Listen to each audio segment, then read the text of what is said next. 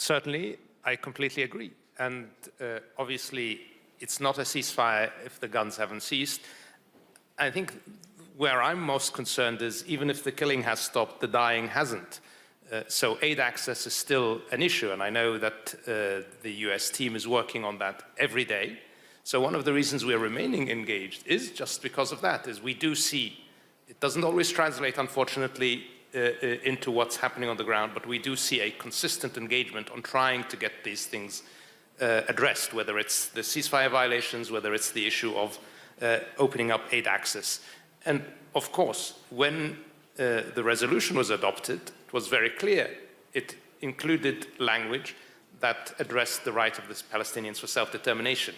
So certainly, I know from the Kingdom's perspective, many of those countries that signed on to the resolution, many of those countries that have agreed to join the board, we see this very much as one step on the road to Palestinian self-determination. Obviously, the priority needs to be to stop the dying in Gaza, to stabilize that situation, to start the rebuilding, to build the reassurance that there is no longer a threat from Gaza to its neighbors, and then move that to addressing the issue of Palestinian rights. And with that, we believe very strongly that if we don't address holistically the rights of the Palestinians, including the Palestinians of the West Bank, and here this is very critical, the unity of Gaza and the West Bank needs to be maintained.